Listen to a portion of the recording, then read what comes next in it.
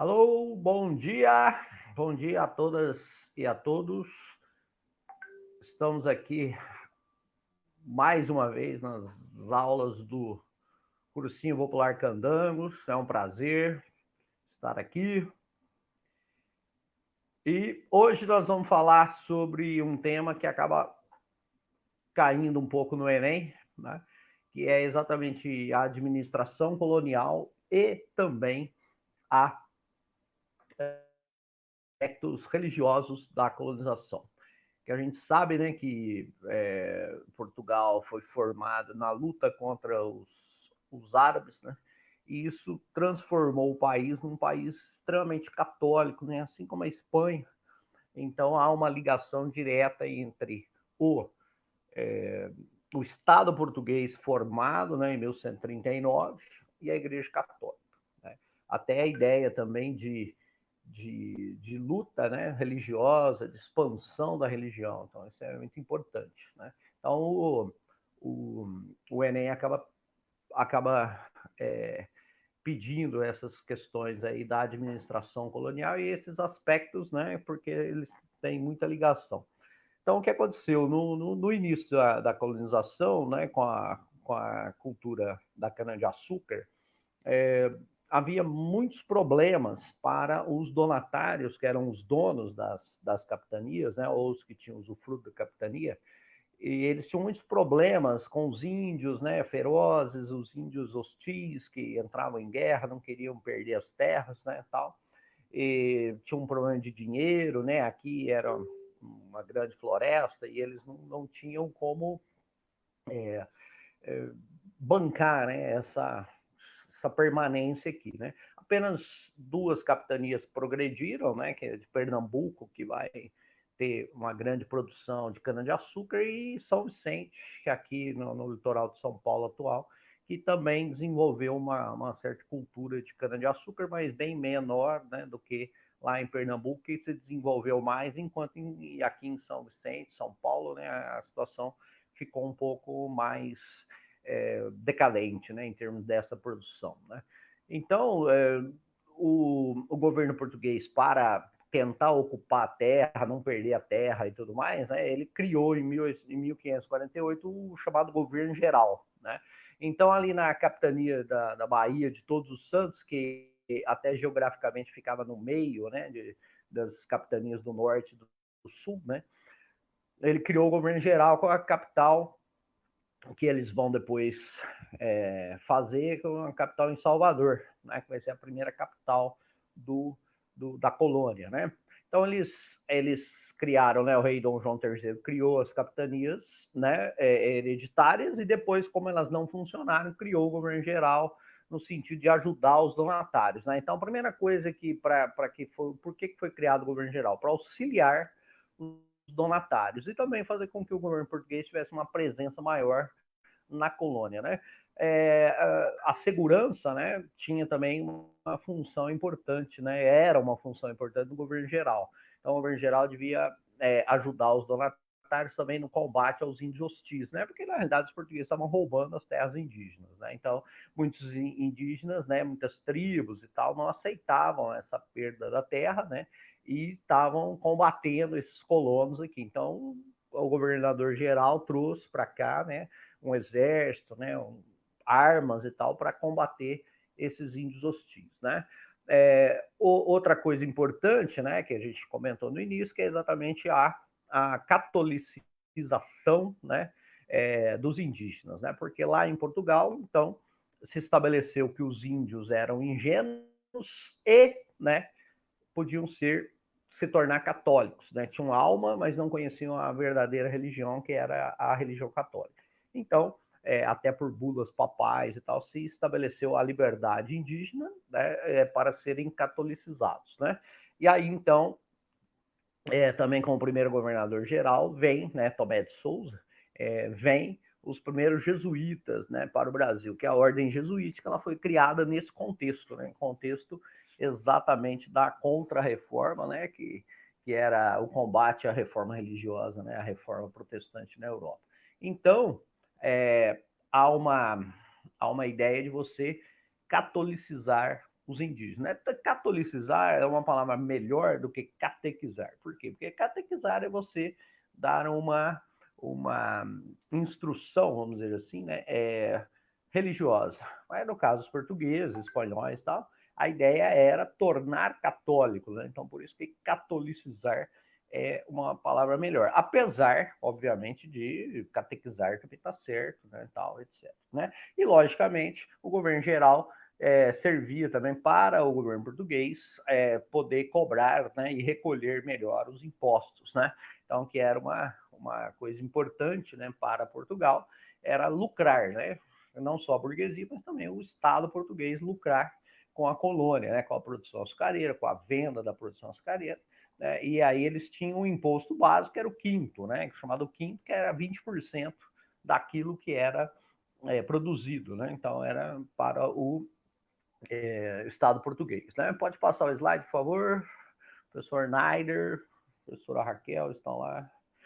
Então, aqui no Brasil, conforme foram surgindo né, as vilas, né, as cidades, elas então, para que ela se tornasse efetivamente uma cidade, né, que eles chamavam de vila, que é o que a gente chama de município hoje.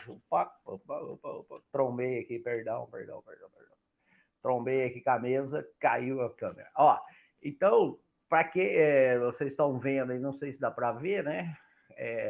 Tem aquele marco ali que é o chamado Pelourinho, né? Então, a cidade que no centro, na praça, tinha o Pelourinho, que também servia para castigar os escravos e tal, né? Num outro contexto.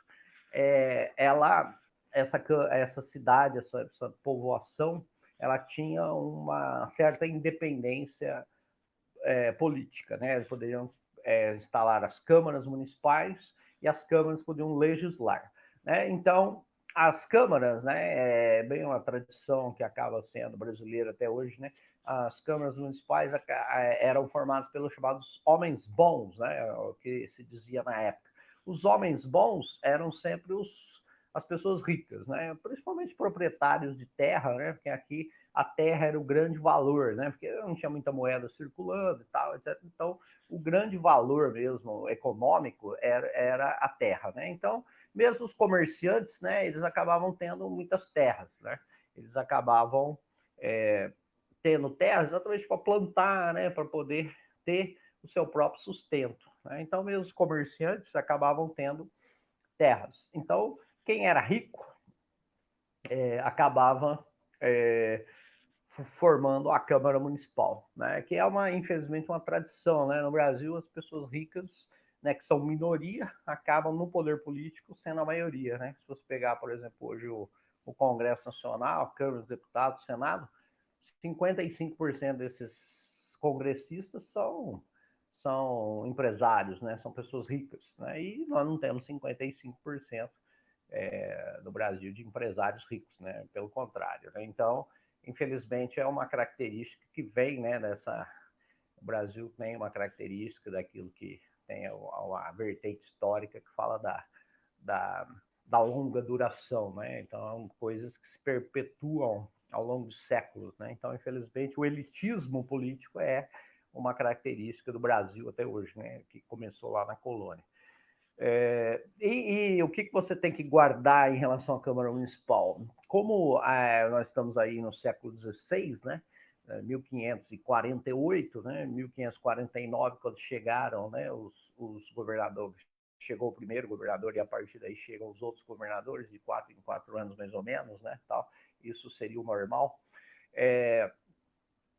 O poder efetivo era da Câmara Municipal. Por quê? Porque não havia muitas comunicações, né, entre as áreas coloniais. Então, o poder local era o poder efetivo. Então, isso você tem que guardar para o Enem, né?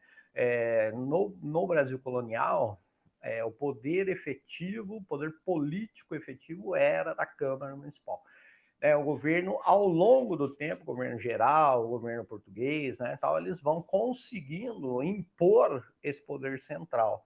Mas no início, né, pelo menos até a questão da mineração, século XVIII, né, tal, o poder da Câmara Municipal era o principal. A partir do século XIX, inclusive com a chegada da família real portuguesa no Brasil, aí o Estado fica mais centralizado e tal, e acaba perdendo um pouco o poder à Câmara Municipal, né?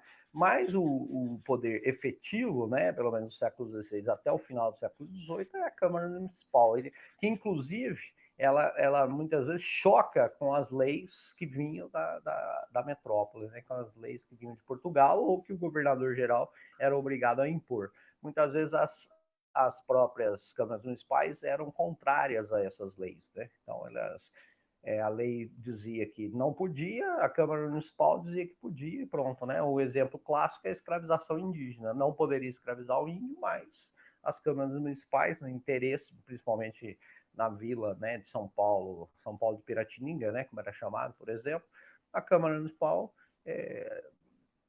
estabelecia que podia escravizar o índio, apesar do rei português proibir, apesar do governador-geral tentar coibir, né? E a Câmara, ela tinha algumas funções, né, específicas, né? Então, abastecimento, então, tentar abastecer a vila, né, o município, com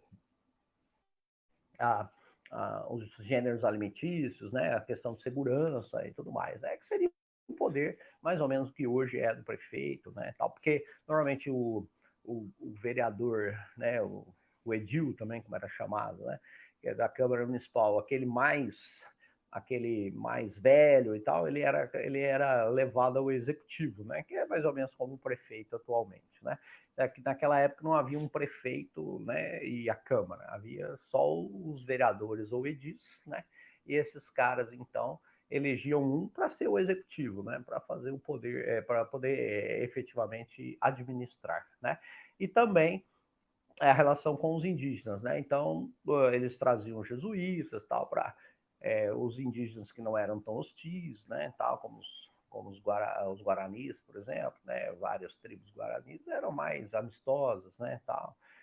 Outras tribos eram mais ferozes, né, hostis à presença portuguesa, porque já percebiam que estavam roubando as terras, né, então eles combatiam. Então a Câmara Municipal ela tinha que organizar essa relação com os índios, né? Poderia ser uma relação mais amistosa se os índios, né, fossem amistosos, e uma relação mais de guerra, né, se os índios fossem hostis, né, porque percebiam que os portugueses estavam aqui para roubar suas terras, para escravizá-los, né? Então alguns índios, algumas tribos não aceitavam isso, né? Então, pode passar o slide, por favor. Então, na Câmara Municipal, né, nós tínhamos também essa questão da relação com o indígena, né? Por quê? Porque as leis portuguesas, elas, assim como as espanholas e até francesas, né, elas estabeleceram, né, que o indígena ele era livre, certo? Na América, né, nas áreas coloniais. Então foi estabelecido que o indígena era livre, porque fazia-se uma distinção, né? O indígena, o nativo americano, né, que foi chamado de índio, né, tá lá desde a chegada do Colombo, ele era considerado uma pessoa livre, né, porque ele era considerado ingênuo, que ele tinha uma religião errada, mas ele poderia ser convertido ao catolicismo. Então, o que fizeram os reis portugueses, espanhóis e franceses, né? Eles faziam leis estabelecendo a liberdade indígena. Porém, né, como havia muitos colonos que não tinham dinheiro, né, o escravo era muito caro, o escravo africano era muito caro e tal, então eles escravizavam o índio, né, e para eles era considerado normal, né, escravizar o índio, porque eles chamavam, inclusive, para ter uma relação com a ideia do negro africano ser escravo e o indígena americano não ser, né, eles falavam que era o negro da terra, né? Então que podia ser escravizado, que aí a Câmara Municipal até fazia com que houvesse uma tranquilidade aí para se estabelecer essa escravização indígena, né?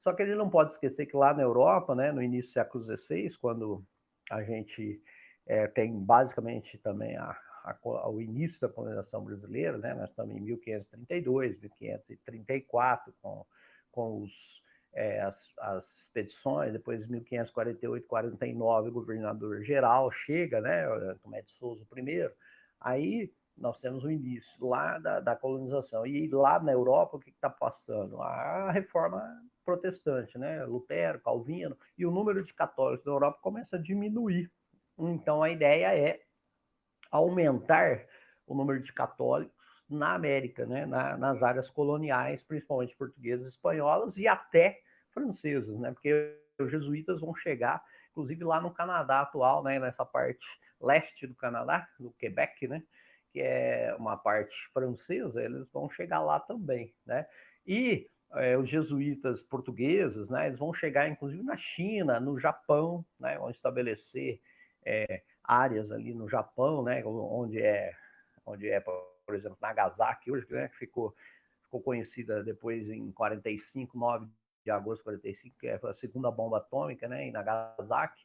Havia uma grande missão jesuítica portuguesa lá no Japão, e assim na China, e assim também na Índia, né, aonde eles acabavam depois sendo perseguidos e tal, né, mas se estabeleceram lá. Então, os jesuítas, ou a Companhia de Jesus, né, se tornou uma ordem religiosa importante, né, que foi efetivada pelo Papa e foi fundada por Inácio de Loyola, que era um soldado, né, que depois virou padre espanhol. E esse soldado espanhol, ele virando padre, ele cria uma ordem militarizada que tinha como missão sair para as áreas coloniais, por isso que eles vão, né, no caso dos portugueses, para a China, para o Japão, né, para a Índia, e vem para o Brasil também, né, assim como os jesuítas espanhóis vão para as colônias espanholas e os jesuítas franceses vão também, né, para o Canadá, por exemplo, para o Haiti, né, a Martinica, né, tal, que são dominações coloniais francesas também, né, tal. E aí, então, o que acontece? Nesse contexto de contra-reforma, vamos aumentar o número de católicos. Né? E isso até deu certo, né? Porque o número de católicos hoje na América Latina, né, seja do México para baixo, da América Latina, né, do México para o sul, na América Latina é onde nós temos o maior número de católicos do mundo hoje. Né? Na Europa é pequeno o número de católicos, né? Muitos países ali são protestantes, né? Tem outras religiões e você pega, por exemplo, a Europa Oriental, é o catolicismo ortodoxo, né? Não é o catolicismo romano. Você pega países como os Países Baixos, né? Ou mesmo os países nórdicos, né? Onde não há, né, um grande número de católicos, né, o Reino Unido, né, também não. O número de católicos europeus está principalmente na Itália, né, uma partezinha da França, né, e Espanha e Portugal, né. E hoje há um grande número de ateus na Europa, né. Então hoje, por isso até a Igreja pensou, né, nós temos que eleger um Papa latino-americano, né. A ideia é essa, por isso que o Bergoglio, né, que é o Papa Francisco, é um Papa que vem no momento certo, né? Um momento em que a América Latina tem que ser representada na Santa Sé, né? Por quê? Porque o número de católicos do mundo, né? Mais da metade dos católicos mundiais estão na América Latina, né? Então é importante essa representação, né? Então a ordem jesuítica, ela é uma ordem militarizada que vai para todo lado. E aí você tem a determinação real, né, Dom João III, né, depois os outros reis determinando a liberdade indígena para ser catolicizado. Aí eles trabalhavam, os indígenas, né, trabalhavam para os jesuítas nas chamadas missões ou reduções. Aí o indígena já começa a perder a sua cultura, porque primeiro ele vai parar de andar nu e vai andar com roupa, né, que os jesuítas dão para eles ou fazem eles confeccionarem e tudo mais, né? Eles vão deixar de ter a sua religião, né? Eles vão se tornar católicos, vão começar a falar português e tal, né? Então isso é uma coisa muito importante da religiosidade. E essa religiosidade acabou se tornando mais sincrética, né? Porque ao mesmo tempo você tem uma influência indígena, né? Que vai ao longo do tempo diminuindo, e uma influência, principalmente uma influência africana, né, tal. Então, só que muitas vezes o indígena é escravizado, apesar da proibição, né? Tanto é que alguns reis portugueses vão fazendo a lei. Dom João III faz lei, depois os sucessores fazem lei, depois chegou lá nas ordens filipinas, né, tal, fazem leis. Então, quer dizer que essas leis muitas vezes não eram obedecidas, né? Por isso que a ideia de você reeditar as leis, né? Então, o indígena, né? Então, uma coisa importante para o Enem, ele foi efetivamente escravizado, apesar de legalmente ser livre, Então, a lei dizia que ele era livre para ser catolicizado, viver com o jesuíta e virar católico, né? Agora, o mundo real, tal, a escravização indígena era corrente, né? Principalmente aqui em São Paulo, né? Na região mais central do Brasil, né? Onde a escravização indígena era muito comum, né? Então, o indígena foi escravizado realmente, né? De fato, legalmente, ele era livre, né? Mas ele foi escravizado. Podemos passar o slide, né? Então, nós temos também uma forma que a igreja, né, e também o Estado português tinha lá na Europa, também consequência da Contra-Reforma, né, da luta contra o protestantismo lá na Europa, foi a instalação da reedição, né, e uma forma até mais, vamos dizer assim, autoritária de dominação, né, que foi a reestruturação do Tribunal do Santo Ofício da Inquisição. Né? Então, eles mandavam, né, visitações, como eles chamavam, do Tribunal do Santo Ofício para as colônias. Né? Isso aumentava o poder do Estado português, que era extremamente ligado à igreja, né? E a Inquisição, então, ela obrigava todo mundo a ser católico. Né? Então, se você não era católico, você acabava sendo perseguido, perdia os seus bens e tal, podia ser preso, ficar condenado a 5, 10 anos de cadeia, ou você poderia até morrer, né, ser condenado à morte na fogueira, né? A morte na fogueira era uma coisa mais radical dos crimes contra os crimes contra a fé, né?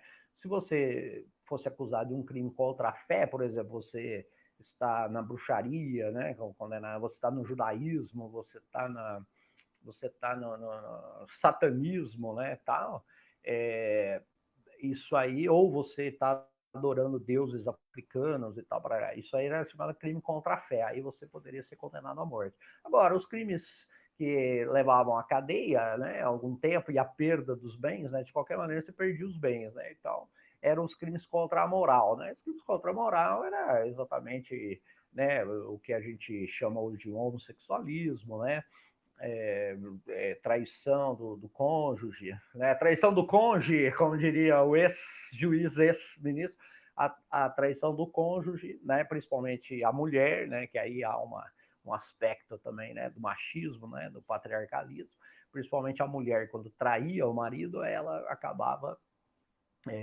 sendo presa, né, e tal, etc. Né? O marido trair a mulher não era tão complicado assim naquele momento, em termos de uma sociedade muito mais machista, né, e que as mulheres não tinham direitos legais reconhecidos, né.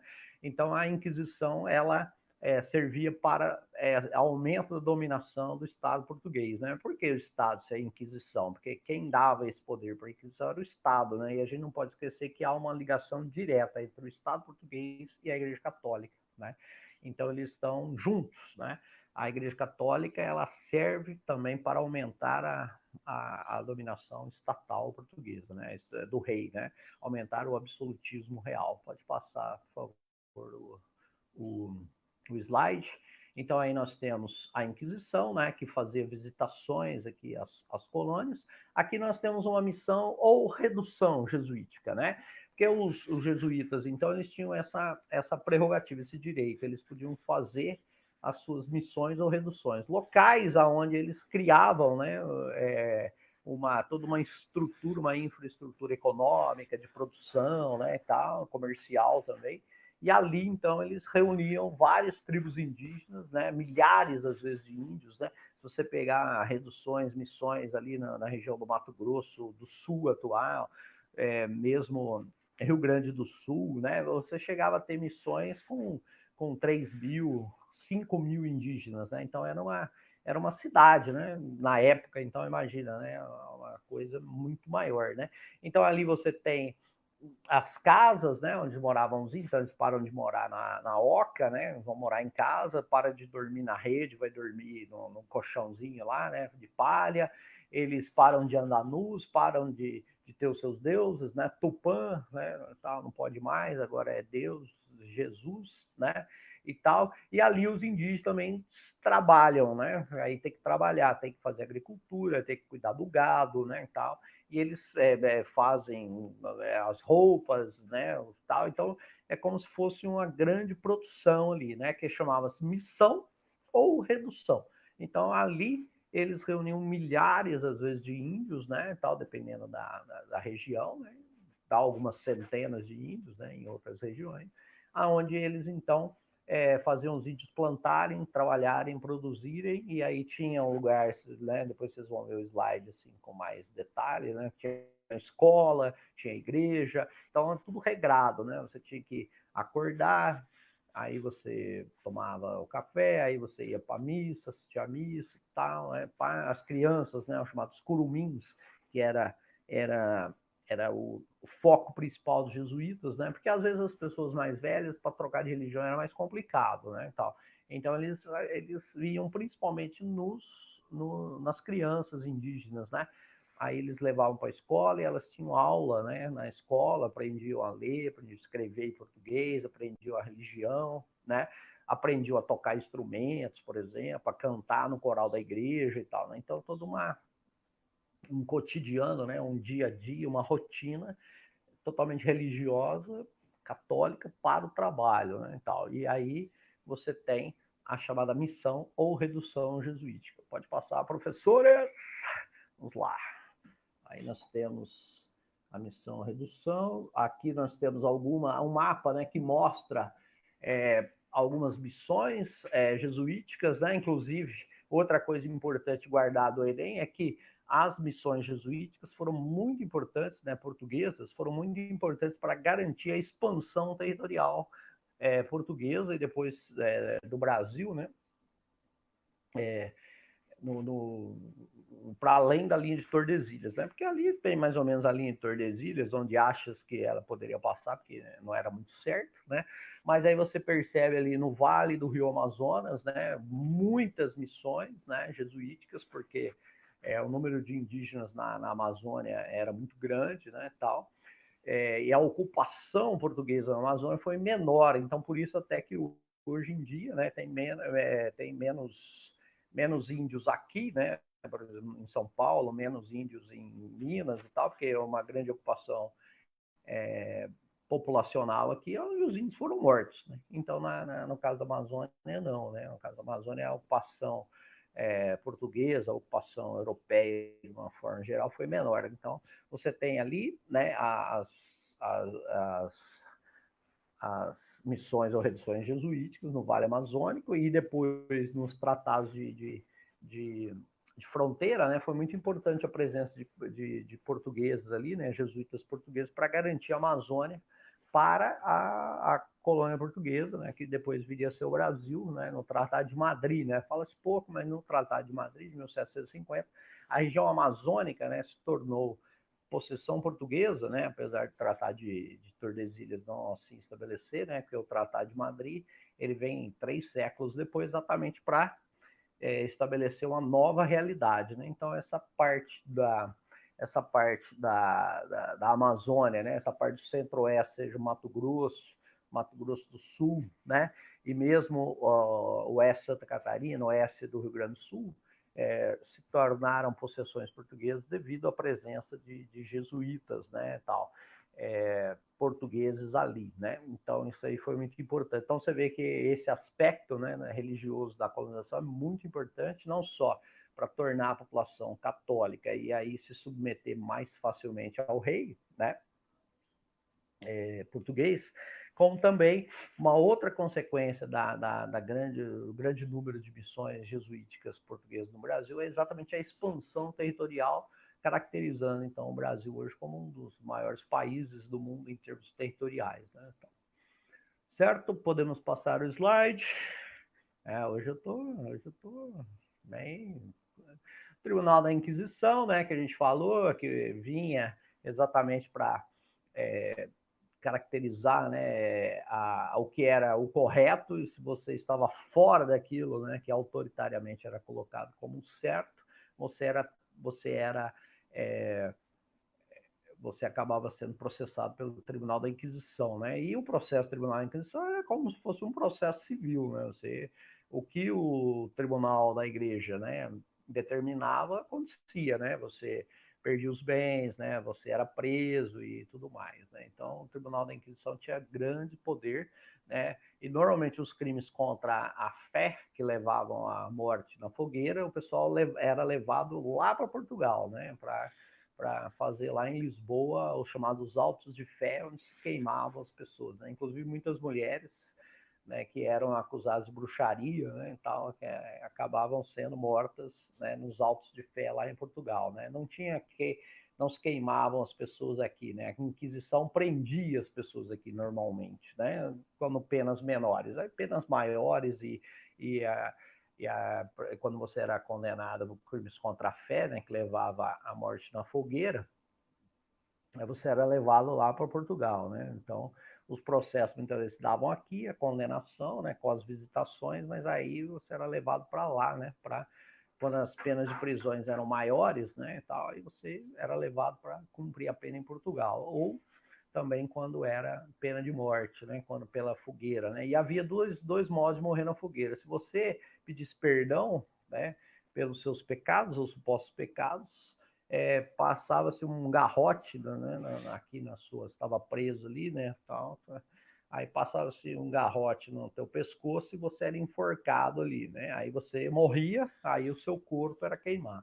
Se você não pedisse perdão naquele momento a Deus, né, tal, você era queimado vivo, né, que era uma coisa terrível, né, que demorava 1 hora e meia, né, 2 horas para você morrer, né, tal, porque a coisa era meio complicada. Mas havia essas duas, né? Não havia forma. Depois que condenado à morte, acabou, né? Ou você, a única diferença é que você teria o seu corpo queimado já morto, né? Se você pedir perdão, ou você ia morrer queimado mesmo, né? Podemos passar o slide. Então, não esquecer também que, né, a questão da Igreja Católica, né, os jesuítas e tal, né, está muito ligado à dominação portuguesa, né? Então, quem aumenta a dominação portuguesa, porque torna todo mundo católico, falando português e tal, né? Que você vê que o Brasil, apesar de ser um país muito grande, tem uma língua única, né? E isso também se deve, né, aos jesuítas, né, à própria Igreja Católica, que levou, né, a língua para todos os lugares, né? Outra coisa importante que você tem que guardar dessa questão da administração é exatamente o paralelismo de poder, né? O que é o paralelismo? Você aprende em matemática que os paralelos não se encontram, né? Eles só se encontram no infinito, né? Depois o professor Naider, o professor Michele pode falar melhor. Então, o paralelo é aquele que não se encontra, né, no real agora, né? Então, havia um paralelismo de poder, né? Ou seja, ao longo do tempo, séculos XVI, XVII, XVIII, né, há um aumento do poder central sobre a colônia, né? Mas no início, né, 16, 17 até metade do 18, há um paralelismo de poder muito grande, né? Onde o governo central, o governo geral e o absolutismo português tentam impor algumas leis e muitas vezes as câmaras municipais vão contra essas leis, né? O exemplo clássico que eu falei para vocês exatamente é a escravização indígena. Era proibida pelo rei, era proibida pelo governo geral, mas que as câmaras municipais deixavam, né? Principalmente aqui em São Paulo, né? No Rio de Janeiro, Minas, tal, né? Pequenas vilas ali, escravização indígena era corrente, né? Total e real, apesar da proibição do governo geral e do governo, né, metropolitano português. Então esse paralelismo de poder e esse poder então vai se tornando ao longo do tempo aí sim mais centralizado, né? Século XVI não era, 17 também não muito, 18 começa a ser principalmente por causa da mineração, né, arrecadação de impostos e tal, então começa a ter um maior poder central e esse poder local vai diminuindo, até que no 19 realmente acontece isso, né? Nós temos um total poder central com poder efetivo, né, tal. Aí é isso. Bom, vamos passar o slide, que é uma característica do Brasil até hoje, é um centralismo político-administrativo. Depois nós vamos falar sobre isso. Isso aqui é um resumo, né? Onde nós temos aqui a metrópole exatamente na questão do poder, né? Do poder político, né? Então a metrópole impondo, por exemplo, né? A escravização africana, né? Exatamente para que a burguesia portuguesa tivesse mais poder, né, tal, e a igreja também sendo utilizada, né, a igreja católica e o próprio catolicismo sendo utilizado como forma de dominação, né, portuguesa, que vai ao longo do tempo aumentando, né? E isso aí é uma espécie de resumo, né? Esse gráfico aí, né? Essa coisa é uma espécie de resumo da nossa aula hoje, tá? Depois vocês dão uma olhada, qualquer dúvida, manda as perguntas. E aí pode passar o slide, que aí agora eu acho que é o último slide, né? Que é a questão dos filmes, né? Que é muito importante, né? Os filmes mostram a questão. Esse filme Desmundo é um filme muito legal. Por quê? Porque ele é falado, né? É muito interessante, porque ele é falado, ele vem até com legenda, né? Apesar de ser um filme brasileiro. Ele vem com uma legenda em português atual. Por quê? Porque ele é falado no português século XVI. É muito legal, muito interessante. Então, os atores aprenderam, né, aquele português arcaico, né, o português do século XVI, falam no português do século XVI, né, e mostra bem a realidade, né, onde você tem, né, o escravizador de índio, né, onde você tem o padre que tem um confronto com o colono, né, porque está escravizando o índio e o padre não quer que escravize o índio, porque o índio tem que ficar para ser catolicizado. Então, tudo que nós falamos hoje nesse filme Desmundo tem no YouTube, né, facinho de assistir e tal, é muito legal, muito interessante. Vocês vão ver ali as características todas que nós falamos, né, desse paralelismo de poderes, conflito que há entre os colonos e o governo, os colonos e os jesuítas e tal, né? É muito interessante. Então, pode ir lá no YouTube, coloca lá Desmundo, que vai aparecer, tem um filme completo, dá para assistir. Outro filme legal também é A Missão, que é um filme hollywoodiano, né? Que então tem Robert De Niro, Jeremy Irons, né? Jeremy Irons faz um padre jesuíta, né, tal, tem até uma fotinha dele tocando uma flautinha para os índios, né, tal, aí eles estão na missão, no caso é uma missão espanhola, né, na região ali do Paraná atual, aonde dentro do Tratado de Madrid há uma troca, né, e aquelas missões jesuíticas espanholas ali, dos chamados Sete Povos das Missões, né, que é São Gabriel, né, São Miguel, então são várias ali, né, que hoje são cidades gaúchas, né, cidades rio-grandenses ali, tem uma passagem, né, que pelo Tratado de Madrid há uma troca, né, Portugal dá uma terra lá no Uruguai atual, né, para os espanhóis, né, desocupam, e aí os espanhóis têm que desocupar essa região que é no noroeste do Rio Grande do Sul hoje, né, atual, faz parte do Brasil. Por quê?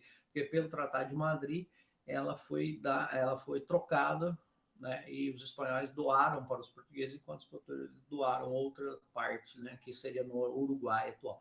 Então, o filme mostra esse contexto, né? O Robert De Niro faz o papel de um escravizador escravizador de índios, né? O cara que fica caçando índio para escravizar, mostrando o conflito.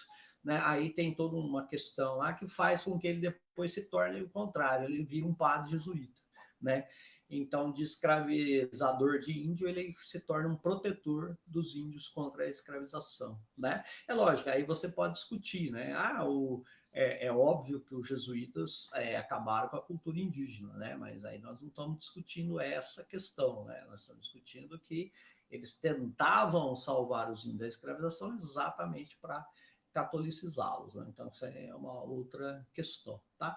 Então muito interessante porque tanto no filme A Missão, né, e principalmente no Desmundo, que é um filme brasileiro e tal, e que mostra bem a situação, principalmente na Vila de São Paulo, né, na época chamada ainda Vila de São Vicente, né, 1681, Vila de São Paulo.